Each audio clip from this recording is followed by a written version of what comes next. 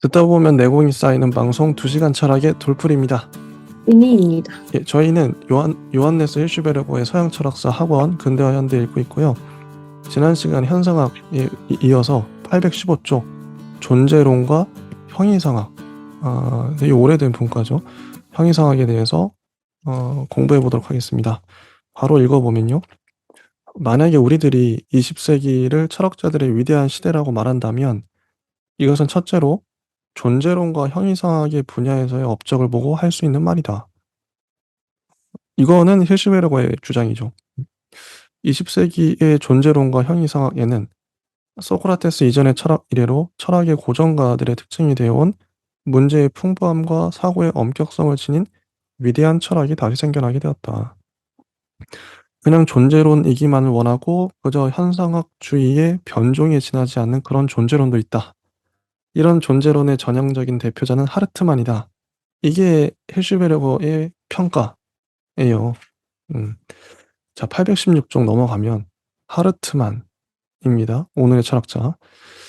마하브루크, 쾰른, 베를린, 괴팅겐 등의 여러 대학의 교수를 거친 니콜라이 하르트만은 마하브루크의 신칸트 학파 출신이나 후설과 셜러의 형이상학의 영향을 받아 신칸트 학파를 떠났고 20세기 전반 독일 철학의 지도적 인물로 급성장했다.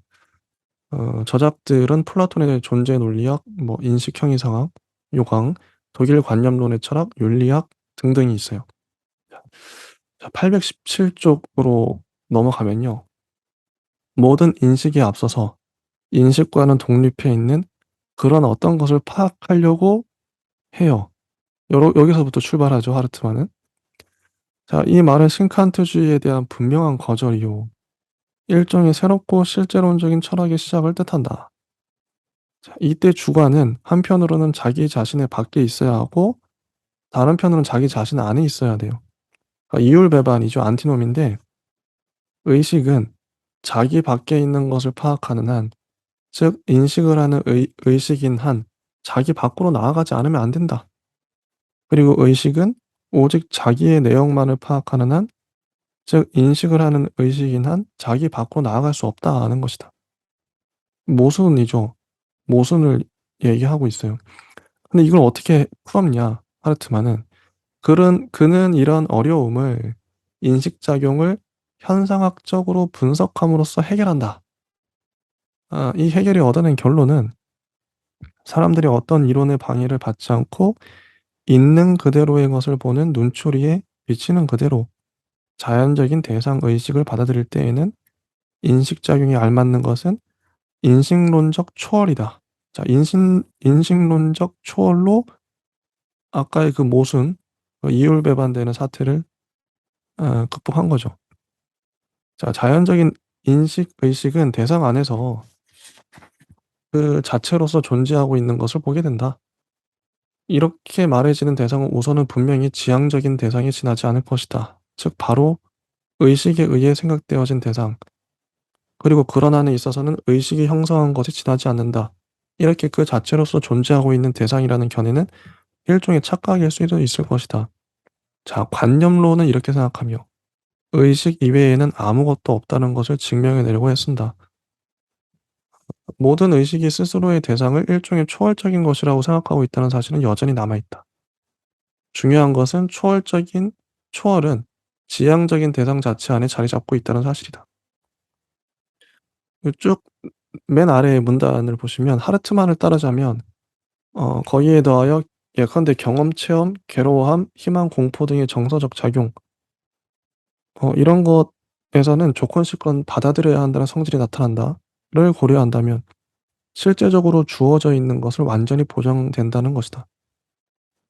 그러나 하르트만에게 있어서는 모사설이 되살아나고 진리는 지성과 존재의 일치다라고 하는 진리 개념의 원래의 뜻도 되살아난다. 그래서 하르트만에게 있어서는 존재를 파악하려고 하는 것인 인식하는 오성은 고대와 중세의 인텔렉투스나 라티오, 레이쇼라 할까요? 그냥 영어로 써 있어요, 이렇게. 는 이미 아니다. 이런 점에 있어서는 실제의 문제에 관해서는 말할 짝이 없다고 배척받던 칸트가 다시 옳게 된다. 아리스토텔레스로부터 셸링에 이르기까지의 고전적 형이상학의 누우스 정신에서 마주치게 되는 것은 일종의 선천적 요소인데, 이 선천적 요소는 근본적으로 규정하자면 경험을 넘어서 있는 것이며 존재자는 틀림없이 있는 것이라고 말할 수 있는 바일 것이다. 이 정신은 본질 직관이었고 창조적인 것이었으며 원형적 이성에 참여하는 것이었다. 자, 아래쪽에 보면 근본적인 존재 개념, 즉 범주는 이런 실험이다. 그러나 이런 개념은 해겔이 말했던 바와 같은 범주 그 자체가 아닐 뿐만 아니라 범주 자체에 대한 정의도 아니다. 오히려 이 개념은 정의 내릴 수 없고 또 그 핵심에 있어서는 절대로 파악할 수 없는 범주적 본질의 가설적 대형물에 지나지 않는다. 820쪽에 보면 맨 위에 하르트만을 따르자면 창조된 정신은 자연의 내면을 꿰뚫어 볼 수가 없다. 그래서 그의 개념과 범주들은 개념적, 유명론적인 뜻을 갖게 된다. 어, 이에 더하여 우리들의 인식이 얻어낸 이 애초부터 약간 불확실한 대상들의 영역의 배후에는 아직 대상화되지 않았고 아마도 그렇게 될 수 없을 그런 초객관적인 존재에 무시할 수 없는 커다란 나머지의 것이 있다. 그래서 하나하나의 대상들과 마찬가지로 존재 그 자체도 부분적으로는 비합리적이다. 즉 고대의 누우스설이 인정했던 완전하게 안다는 것은 없게 된다. 하르트만의 인식론은 마하브루크 학파의 전통에 알맞게 실증적인 과학들에 바탕하고 있으며, 따라서 우리들은 존재의 영역에서 많은 것들을 인식하나 인식하지 못하는 것도 많이 있다는 사실도 이 학파로부터 배웠다. 그래서 그는 체계를 두려워했고 문제학을 강조했다. 하르트만은 관념론에 맞서 실제를 다시 찾아냈다. 이제 사물 그 자체는 알 수 없는 X가 아니게 되었다. 그러나 그에게 있어서는 존재가 합리적인 것이 아니며 안정적인 말을 할 수 없는 것이라는 것이다. 그의 인식 형이상학에서 다루는 존재는 고전적 형이상학의 존재가 아니다. 그는 비합리적인 것도 보고 있다. 따라서 그의 사고는 언제나 흔들리고 있다. 그의 사고는 형이상학으로 나아가지 않고 오직 조심스러운 가설적 존재론으로 나아가고 있다. 여기까지 봤는데요. 제가 확신할 수 있는 게, 어, 이걸 듣기만 해서는 아무도 이해를 못했을 것이다. 왜냐면 읽는 사람도 뭔 말인지 잘 모르기 때문에. 그래서 제가 몇 번을 읽어봤어요. 몇 번 읽어봤는데 도대체 뭔 말을 하는 건지 어려워요. 어렵고 뭐 기억에 남는 그냥 키워드 정도가 기억이 나죠. 아, 비합리적이다. 비합리적이군. 응, 이런 것들이 기억이 나는데 지니님의 이럴 때는 지니님 얘기를 들어봐야 돼요. 이해를 음. 하셨는지, 뭔 말을 저도 하는지. 그냥 한 번 읽고 온 거고요. 네. 아직 정리를 안 했습니다. 그래서 네. 지금 복습하는 건데, 하르트만이라는 사람이 있었고, 816페이지. 817페이지를 건너뛰시고 쭉 읽어서, 사실은 제가 좀 읽고 싶었던 부분은 아, 인식론적인 초월이라는 부분이었거든요. 아, 실제론 관련해서. 근데 그 부분이 사실은 하르트만이 제대로 증명하려고 하는 본문에 가깝다고 저는 생각이 들어서 다시 아, 한번 읽어보면, 네, 네, 읽어보세요. 817페이지 인식의 형이상학, 이제 여기서부터 시작을 하죠. 근데 인식의 형이상학 이해를 하셨나요? 그래서 그게 이 부분이 뭘까요? 좀 네, 앞부분이 좀 어려워요. 뒤에 가면 좀, 네, 단어들이 한 번에 잘 안 들어와서 아마 곱씹어야 될 텐데, 그렇죠, 그렇죠. 817페이지 하르트만은 그의 인식의 형이상학을 다음 문장으로 시작하고 있다 해서 저는 이 문장을 여러 번 읽었거든요. 근데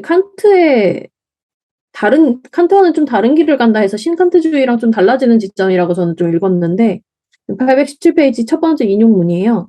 앞으로의 여러 연구들은 옛날과 오늘날의 여러 관념론이 우리들에게 가르치려고 했던 바와 같은 인식은 대상을 생기게 하고 산출하고 창조한다는 그런 견해로부터가 아니라 모든 인식에 앞서서 인식과는 독립해 있는 그런 어떤 것을 파악하는 것이라는 견해로부터 출발한다 해서, 내가 말하는 인식이 너네가 생각하는 그 인식이 아니야 라고 얘기를 하고 있거든요.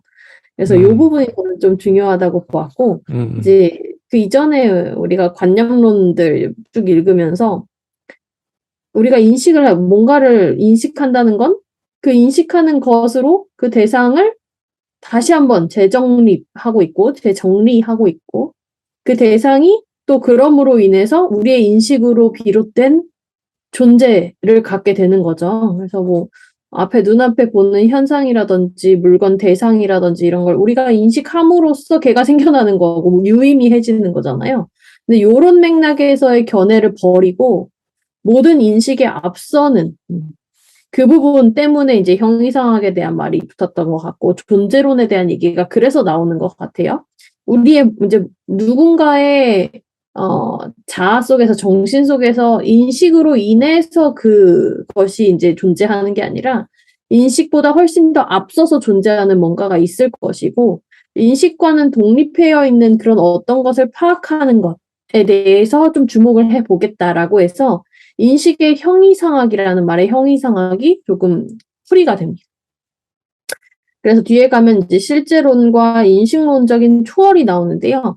우리가 이제 칸트와 좀 다른 길을 간다, 혹은 신칸트주의와 좀 달리 간다라고 했을 때 가장 좀 궁금해지는 맥락이 초월성이 어떻게 소화가 될런지 이 부분일 텐데, 여기 보면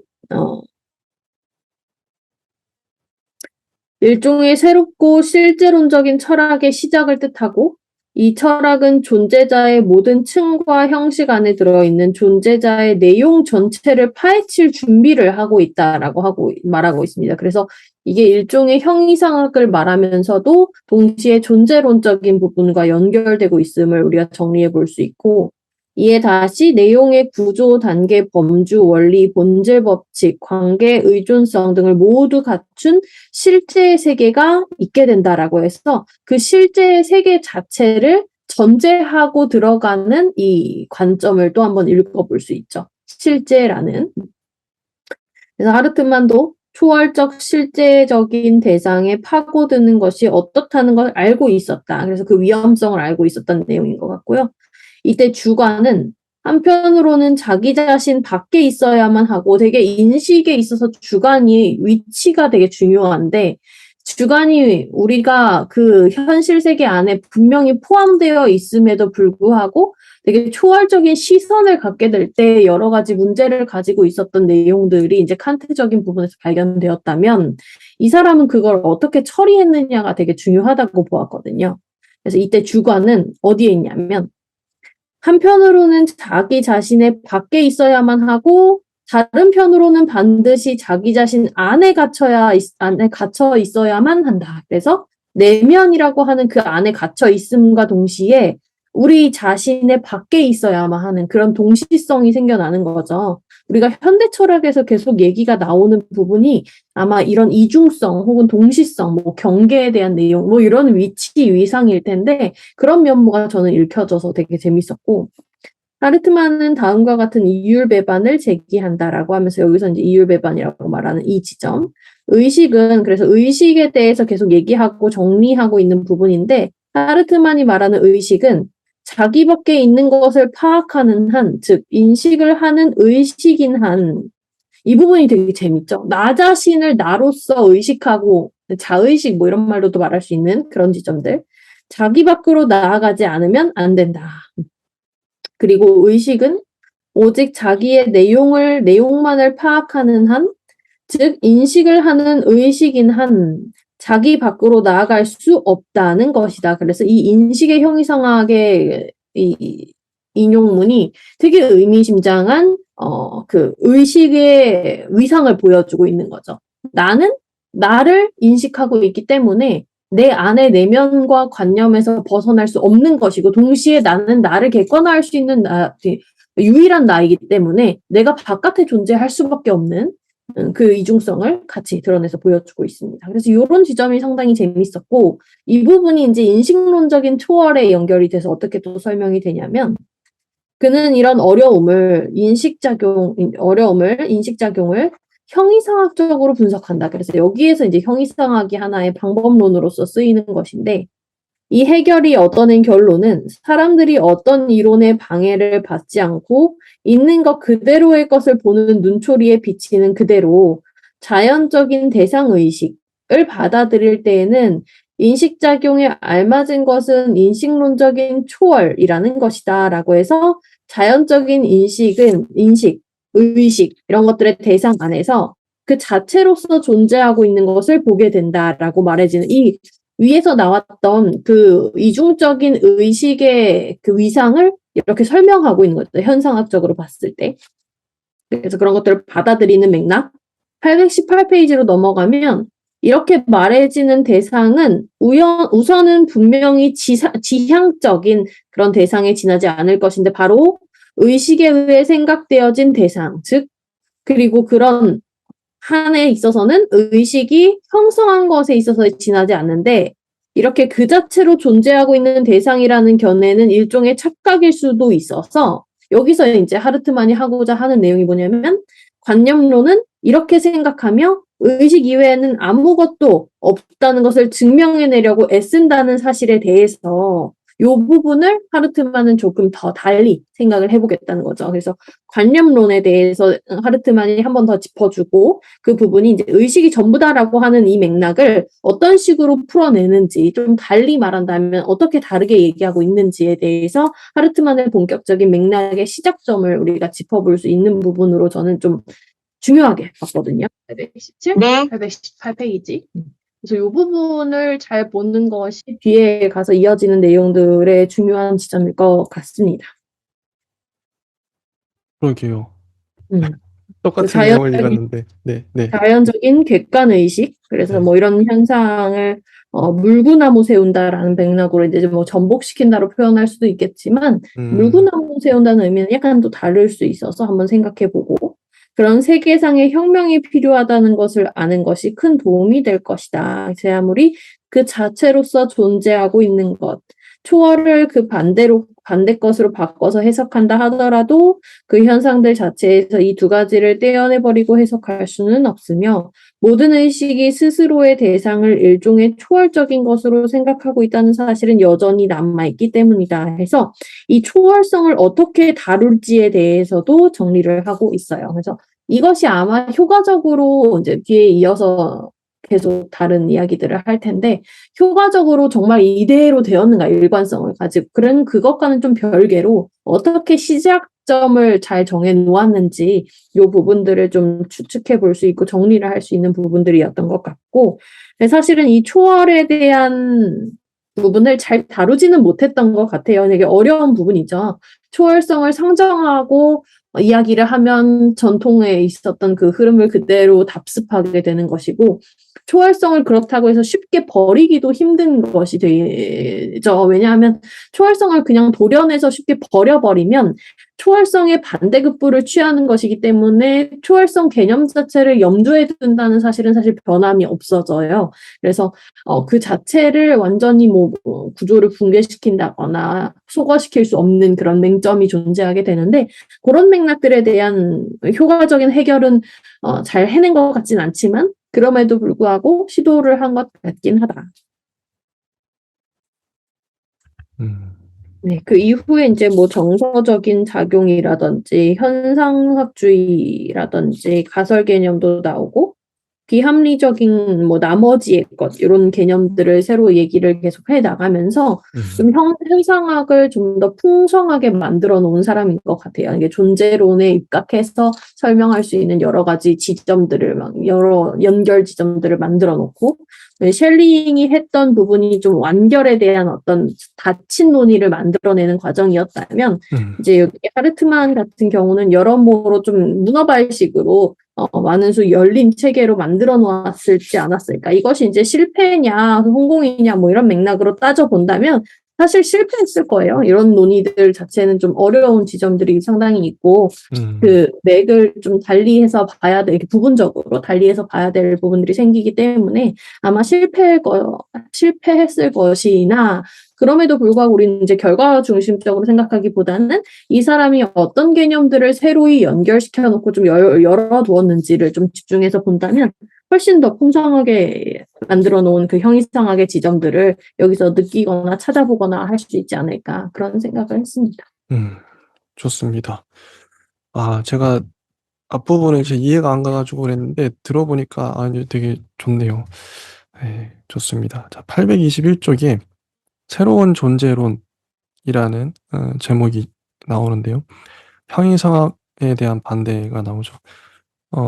낡은 존재론에 매달려 있는 주제는 본질 안에서 형상적인 실체로 압축되고 개념 안에서 파악될 수 있는 보편적인 것은 규정하고 형태를 부여하는 사물들의 내면이다라고 하는 것이다. 많이 어렵죠? 인간도 그 안에 포함되어 있는 사물들의 세계와 나란히 시간과 물질이 없이 완성의 왕국과 보다 높은 존재의 왕국을 형성하는 본질의 세계가 있다. 이런 존재론 전체는 형이상학, 즉 연역적인 형이상학이었다. 왜냐하면 이 전제로는 능동작용을 사물의 내적인 본성으로부터 이끌어내거나 혹은 칸트처럼 존재자를 선험적인 연역을 통해서 얻어내려 하기 때문이다. 이와 반대로, 그러니까 앞에 거는 기존의 존재론과 형이상학이었겠죠. 이와 반대로 새로운 존재론, 이건 하르트만의 존재론이겠는데, 이 다루고 있는 범주들은 실제적인 연관으로부터 차츰차츰 발견되어야만 한다. 여기서도 우리들은 다시 이런 말 자체가 현상학적이죠. 실제적 연관으로부터 차츰차츰 발견되어야 한다. 현상학적이죠. 그들의 지향. 여기서도 우리들은 다시 경험론의 필연적인 결과인 변화된 상황을 볼 수 있다. 하르트만은 지난날의 철학의 인식형이상학에도 또 칸트에 의한 선험적인 논리학의 개선에도 참여하지 않고 현상적으로 주어져 있는 실제를 분석하는 데만 머물러 있다. 현상학. 자, 현상적으로 주어져 있는 실제를 분석해요. 이게 현상학이죠. 나에게 주어진 실제. 내가 겪었어. 어? 내가 읽었어. 이거예요. 근데 재밌는 게 제가 철학 공부해서 할수록 어떤 철학자들은 이렇게 정의하잖아요. 현상학자라고 하기도 하고 뭐 칸트는 선험적 논리학이야. 이렇게 하면 이제는 들려요. 이게 좀 개념이 이런 요약해서 하는 뭐뭐적이다. 뭐 선험적이다. 이런 단어들이 이제 보여요. 음, 좋아요. 그래서 자, 사람들은 존재로서의 존재를 밝혀내려고 할 때 존재로서의 존재? 취하게 되는 다양한 관점을 갖게 된다. 이럴 때 우리들은 존재의 여러 계기, 정해져 있음과 이렇게 있음, 존재의 여러 방식, 실제성과 관념성, 존재의 여러 양상, 가능성과 현실성, 필연성과 우연성, 불가능성과 비현실성, 존재의 여러 단계들, 물질, 생명, 의식, 정신을 구별하게 된다. 이것들 하나하나를 더 파고들면 존재로는 범주 분석으로 된다. 하나하나의 층은 독자적인 범주를 가지고 있다. 이런 범주들에 앞서서 몇 가지 근본적인 범주들이 있는데 이 근본적 범주들은 때에 따라 변화를 하면서 모든 층들을 꿰뚫고 있다. 따라서 형상적인 유형은 위로 올라갈수록 늘어나고 이와 반대로 물질적 계기들은 위로 올라갈수록 사라지고 만다. 그러니까 물질적인 것들은 아래 층에 있겠죠. 형상적인 건 위층에 있을 거고요. 통일의 유형과 조직의 유형은 존재의 높이에 따라 다 높아지지만 이 유형들의 가장 강한 형식들은 보다 낮은 형식들이라는 것이다. 그래서 822쪽의 아래쪽 문단이 저는 제일 재밌었어요. 이게 재밌거든요. 한번 두 가지 법칙이 나옵니다. 범주의 근본 법칙으로서의 두 가지 중요한 법칙들이 있대요. 하르트만 주장으로는. 자, 그 명제는 이런 겁니다. 어, 낮은 범주들은 강한 범주들이다. 그러니까 낮을수록 범주가 그러니까 이거 먼저 얘기해야겠다. 아래쪽에 있는 건 물질의 세계예요. 물질에 점점 아래로 내려갈수록 물질이고 위로 갈수록 그 추상, 관념 뭐 이런 거겠죠? 어, 개념 이런 거겠죠? 이렇게 보시면 됩니다. 피라미드처럼 이렇게 있어요. 이렇게 위기가 있는데 낮은 낮은 범주로 내려갈수록 강하다는 거죠. 강하다? 강하다 이게 좀 뒤에도 나올 텐데 뭐가 강하다는 건지. 힘세기, 강하기의 법칙이래요. 낮은 범주들은 강한 범주들이다. 그리고 두 번째 법칙이 있어요. 높은 범주들은 낮은 범주들에 의존하고 있음에도 불구하고 높은 게 낮은 거에 의존하고 있어요. 어, 그러니까 정신이 물질에 의존하고 있어요. 이게 아까 저희가 현상학자 셸러 때도 이런 얘기 했었죠. 셸러도. 그 내용의 새로움 때문에 높은 것들은 내용이 새롭다. 낮은 범주들에 비해 자유다. 자율이다. 라고 하는 자유의 법칙이 두 가지예요. 자, 아까 강하기, 그 힘세기의 법칙과 지금 자유의 법칙이 있어요. 그러니까 낮은 범주들은 강해. 강한 범주들이다. 아래로 내려갈수록 강하대요. 이 강하기의 법칙이고, 그리고 위로 올라갈수록 자유로워요. 이게 두 가지입니다. 그래서 높은 층들은 낮은 층들에 의존하고 있다. 기존의 철학자들, 그러니까 형이상학자들하고 다르죠. 원래 그 신플라톤 주의만 하더라도 태양 비유를 하잖아요. 태양으로부터 모든 게 이렇게 만물이 뻗어나오면서 생기잖아요. 태양이 가장 진하고 멀어질수록 그 진하기가 빛이 옅어지잖아요. 그러니까 뭐 플라톤식으로 말하면 이데아의 그 사다리 피라미드 올라갈수록 점점 진해지는 거야, 색깔이. 응. 근데 이게 하르트만 그렇지 않다 얘기한 거죠. 높은 층들은 낮은 층들에 의존하고 있어요. 세상에. 플라톤이 들으면 깜짝 놀라겠죠. 예컨대 정신은 영혼적인 생명이, 영혼은 유기체에, 또 유기체는 물리적인 것에 의존하고 있어요. 의존하고 있다. 그럼에도 불구하고 하르트만은 동시에 높은 요소가 바로 이 의존성 안에서 싹 트나는 것은 아니다. 의존하고 있는데 이게 만약에 유물론이 돼버리면 물질로부터 낮은 층으로부터 높은 게 생겨나겠죠, 막. 근데 그건 유물론이고 그러진 않는다 이거예요. 의존은 하되 생겨나진 않아. 이런 얘기죠. 그에 따르자면 낡은 형이상학은 이런 점에서 사실을 언제나 물구나무 세웠는데, 제가 아까 말했던 플라톤, 어, 이데아로부터 만물이 이렇게 막 이데아의 모상이잖아요. 근데 그거를 잘못 봤다는 거죠. 그 이유는 정신적인 존재의 특수한 범주들, 예컨대 이성 목적을 달성하려는 활동, 예견 등을 보다 낮은 층에 옮겨놓고 거기서 작용하고 있는 결정보다 강한 것이라고 했기 때문이라는 것이다. 모든 자연 목적론은 이런 잘못을 저지르고 있다. 이와 반대되는 잘못을 저지르는 것이 유물론이다. 왜냐하면 유물론은 정신의 고유한 법칙을 무시하고 낮은 층의 범주를 정신에게도 똑같이 적용하기 때문이다. 아, 자연 목적론은 힘세기의 법칙에 모순되고 유물론은 자유의 법칙에 모순된다. 이런 것이 하르트만의 주장이다. 하르트만은 이런 힘세기의 법칙을 가지고서 셀러에 직접적으로 의존하고 있다. 여기까지 봤는데요. 재밌어요. 지니님은 어떻게 보셨나요? 네, 저도 하르트만 책을 계속 찾아보면서 들었는데요. 우리가 아는 것보다 훨씬 많네요, 책이.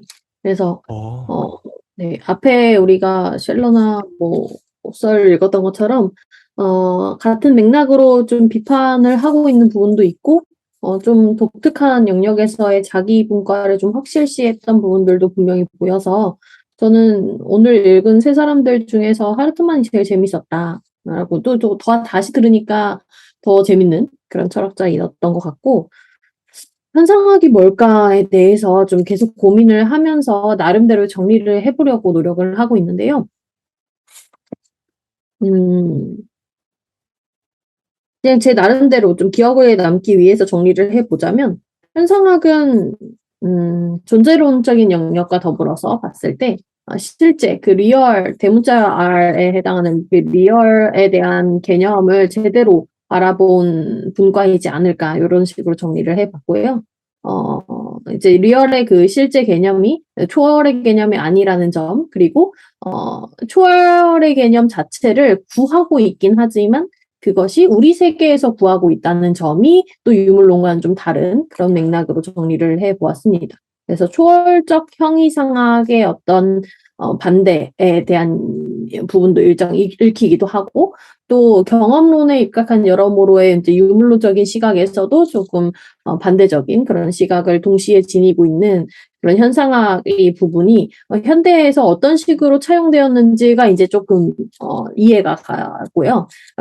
우리 이제 현상학에 관련된 내용들 안에서 윤리를 얘기하는 부분 역시도 이런 맥락과 연결이 되어 있을 것 같아요. 쉽죠. 그냥 저 멀리 그냥 신의 영역이라든지 아니면은 이제 칸트처럼 우리가 뭐 이미 먼저 항상 가지고 있었던 그런 선언적인 영역으로 구분해서 놓기는 아주 쉬운데, 그 구분을 해버린 이후에 그 우리 현실 세계와의 연결성을 설명하기까지는 또 다른 과제랑 문제점들이 도출되는 것이 현실이었다면, 그 부분들을 사실은 그 이제 편안하게 그냥 넘겨버렸던, 신적인 부분으로 치부해버렸던 그런 맥락들을 다시 한번 실패하더라도 불구하고 탐구하고자 하는 그런 태도 자체를 좀 윤리라고 우리가 얘기를 해본다면, 뭐 학문의 윤리라든지 아니면 존재론적인 윤리로 얘기를 해본다면 훨씬 더 거대한 광의적인 의미에서의 윤리론, 그리고 그 이후의 분과들이 다양한 차원에서의 좀 끝까지 밀어붙이는 경향성, 이런 것들을 우리가 좀 느낄 수 있지 않을까 하는 점에서 저는 현상학을 좀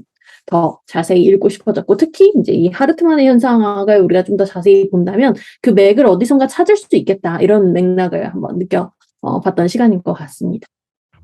저도 명성은 헛설이 제일 높은데 하르트만 요번에 처음 안 학자인데 하르트만 편이 제일 재밌었던, 제일 길기도 하고, 이건 힐시베르거가 정리를 잘했기 때문에 우리를 설득해냈다. 이렇게 생각을 하고요. 실제 근데 원전을 읽으면 어떨진 모르겠어요. 하르트만의 원서를 읽으면 또 어떨지 모르겠는데. 그리고 전 궁금한 게 여기 힘세기의 법칙과 자유의 법칙이 나오는데 요거 어떻게 보셨는지 궁금합니다. 두 가지. 네, 저는 사실 이 부분은 그냥 그랬어요. 그래서 그냥 그렇구나. 네네네, 그냥 층위를 나눠놓고 뭐 그에 대해서 뭐 모순이고 뭐 법칙이고 뭐 이런 것들을 설명하는데요. 아마 이 다른 책을 보면은 조금 더 설명이 잘 되어 있지 않을까, 이런 생각을 더 가지면서 봤고요. 사실 읽어봤을 때 명확하게 잡히는 부분이 별로 없어서 좀 음. 의문도 많이 드는 그런 이게 맥락이에요. 재밌는 게요. 이것도 인제 좀 설명할 필요가 있는 게, 제가 그동안 지니님하고 하면서 느껴지는 게 뭐냐면, 지니님은 되게 학문적으로 이걸 정리하려고 인제 여러 책들이나 논문들 이렇게 비교 이렇게 하면서 어쨌든 최대한 그 학자의 목소리를 살려내려는, 그리고 현대적인 평가 이런 것들을 고려하는 반면에 저는 좀 달라요. 어 이거를 내 걸로 자기 철학을 하고 싶은 거예요.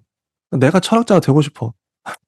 내가 이 철학자들을 뭐 객관적으로 아는 것도 중요한데 나의 주관으로 깨닫고 싶다. 이게 그래서 제가 '나는 원래 내가 하는 방법론이 그동안 현상학적인 방법이 아니었나.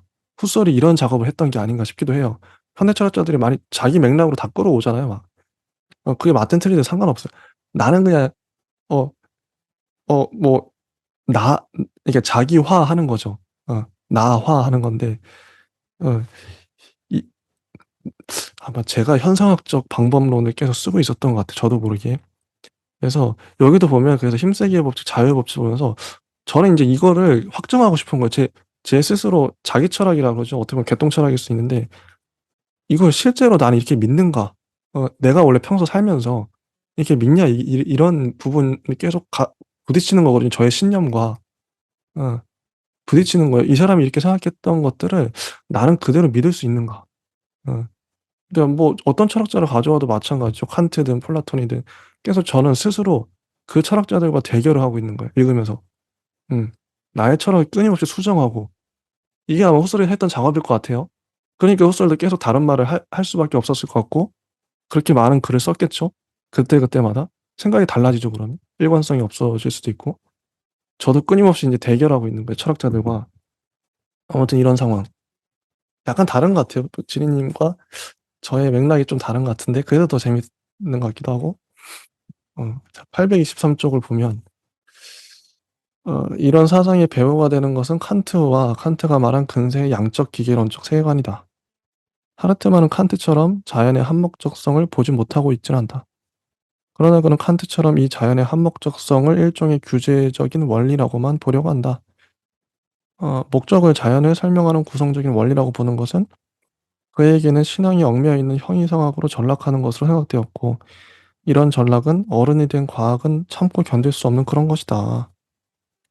이런 주장이 나오기에 한 약간 자신감이 넘치는 이런 공리론은 그의 출발점이 되었던 전제들을 배반하고 있다.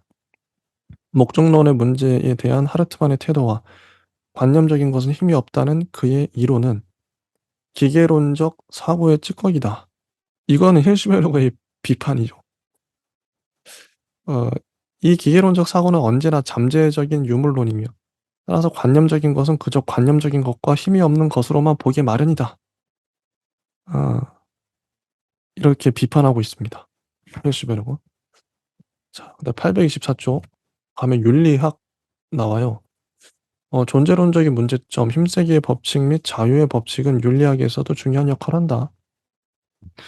자, 두 번째 문단을 보면 하르트만은 온갖 걸 다 갖고 와요. 이제 윤리학을 보면 그의 윤리학은 셸러적인 뜻의 실질적 가치 윤리학이다. 하르트만이 드물게 볼 정도로 아름답게 구성한 특수 가치로는 한 부분은 아리스토텔레스의 윤리학에서, 그리고 또 한 부분은 그리스도교에서, 또 한 부분은 니체에서 받아들였다. 그리고 현대의 문화 의식에서도 받아들이죠. 다 가져왔어요. 좋은 것들은. 이 비빔밥처럼.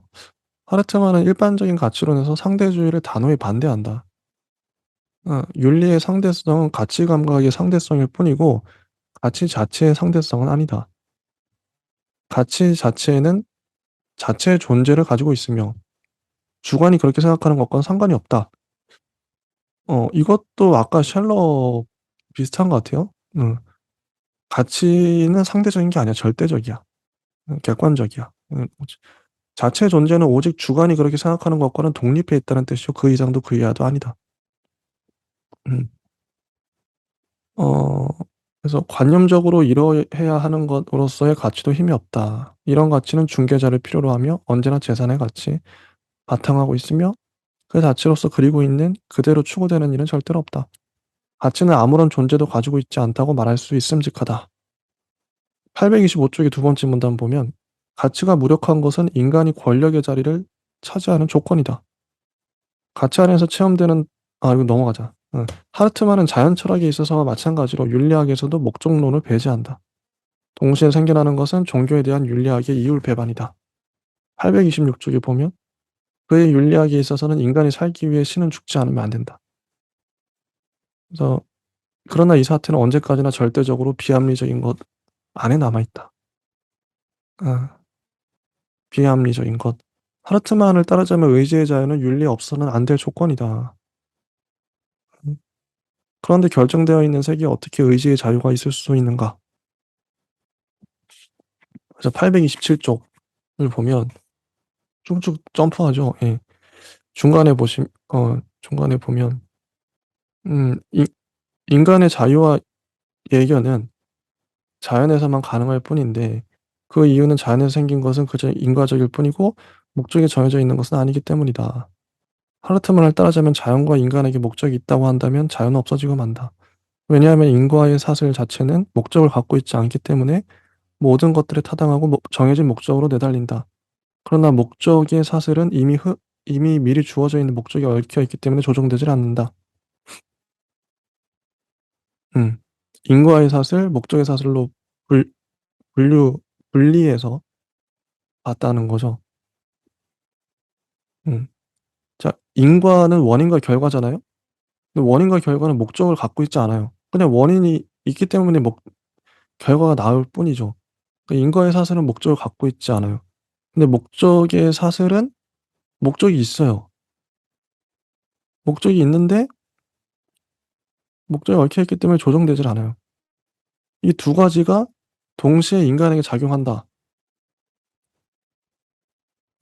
그래서 인간이 자유가 가능하다. 여기 보면 자연에서 생긴 것은 그저 인과적일 뿐이고 목적이 정해져 있지 않다. 뭐 이런 얘기들. 거듭해서 밝혀지는 것은 하르트만은 처음에 보기보다는 근세의 자연과학적인 실증주의에 기계적인 사고에 사로잡혀 있다고 하는 사실이다.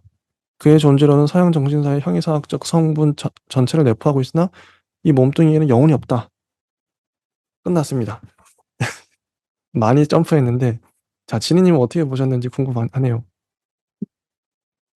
어, 저는 이게 이제 현상학에 국한해서 보기보다는 니콜라이 하르트만이라고 하는 사람의 중요한 지점들을 본다라고 우리가 좀 본다면 앞에 나왔던 셜러와 후설 그리고 이 사람들과는 현상학으로 묶일 수도 있겠지만 우리가 지난 시간에 계속 등장했던 브렌타노와 같은 앞에 삶의 철학 아니면 그 앞에 앞서는 다른 사람들과 더불어서 그 19세기 이제 뭐 윤리학의 어떤 계보 요런 쪽으로 정리를 해도 되지 않을까 생각을 합니다. 그래서 아무래도 가치 윤리학, 가치 철학에서 얘기를 봤을 때 가치 윤리학으로 마무리가 되고 있는 부분도 그런 지점들을 좀 어 담고 있지 않을까 생각을 하는데요. 우리가 나중에 찾아본다면 그 가치 윤리학에 대한 부분을 좀 더 명확하게 계보를 좀 공부해야 되지 않을까 이런 생각을 하고요.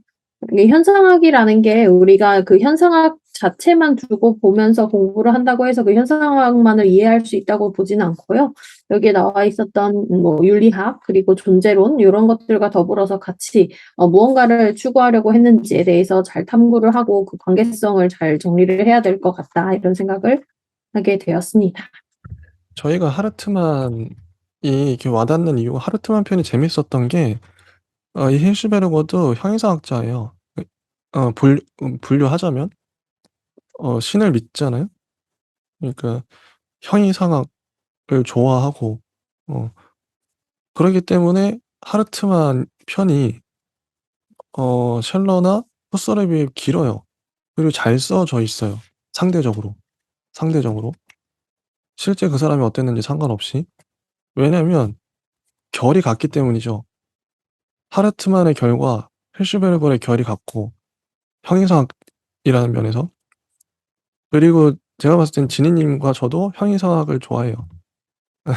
왜냐면 플라톤에 대한 어떻게 보면 칸트 뭐 이전에 인제 이 서양 철학서를 공부하면 형이상학을 싫어할 수가 없게 되는 것 같은데 저도 그렇게 결이 결이 계속 바뀌는데 그래서 우리가 하르트만이 그토록 이게 좋아한 게 이게 재밌어요. 읽다 보면 저는 이 하르트만 편을 읽으면서 '이게 어려운데 재밌네.' 이게 지금 느낌을 말하는 겁니다, 느낌. 느낌 중요하죠, 느낌. 느낌을 말하는 건데 재밌어요. 어 형이상학이라서. 어 '잘 써져 있다.' 생각이 들었고 지니님은 지니님 어떠셨는지 궁금하네요.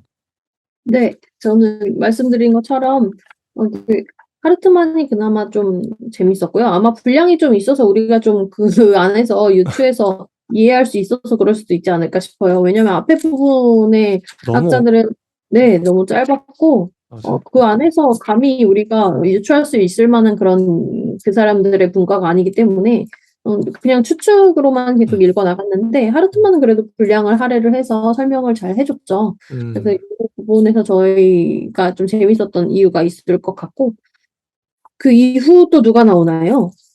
그래서 헬시베르가 편파적이라니까요. 그래서 전적으로 신뢰하지 않는데 일단 그다음에 나오는 사람들이 비판적 실제론이라고 해서 이게 되게 생소한 이름이에요, 낯선 이름. 드리시, 베어, 벤첼이 나오고 그다음에 관념 실제론자가 화이트헤드, 슈판, 샤르댕 이렇게 나오는데 제가 아는 사람은 화이트헤드밖에 없어요. 화이트헤드 유명하죠. 이분 책 진짜 좋습니다. 음. 그리고 다음 주에 야스퍼스까지 볼 거예요, 실존 철학. 독일의 실존 철학. 야스퍼스까지 보고 이제 2주 남았습니다.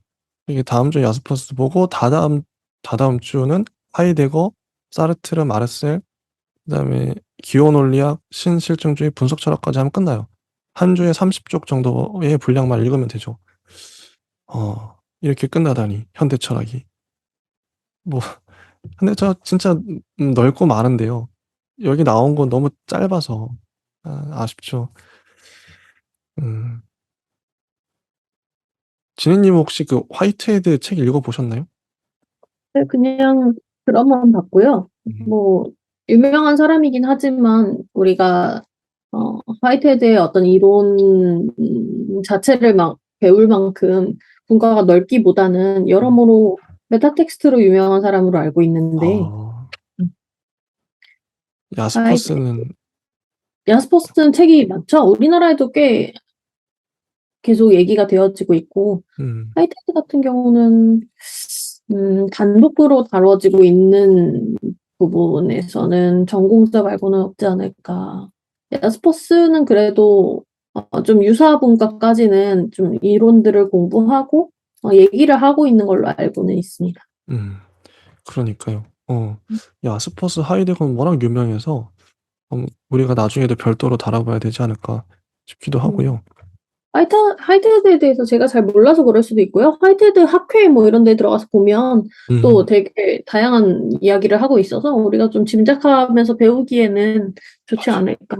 네. 저는 참고로 화이트헤드 책을 좀 봤었고요. 왜냐면 제가 예전에 있었던 그 마을 공동체에서 화이트헤드를 좀 많이 봤었거든요, 주로. 아니, 화이트헤드가 다루는 그 영역이 하여튼 책이 되게 좋아요. 다음 주에 한번 얘기를 좀 할 수 있을 것 같은데, 좋습니다. 되게 친숙한 철학자이지 않나. 2주밖에 안 남았어요. 네. 일단 뭐 여기까지 하고요. 저희가 이제 2주면 이 책을 떠나 보냅니다. 정말 지긋지긋하게 아니 즐겁게 읽었는데요. 정말 즐겁게 읽었는데 네, 좋습니다. 혹시 더 하실 말씀 있으실까요? 네, 없습니다. 네, 좋습니다. 여기까지 하겠습니다. 감사합니다.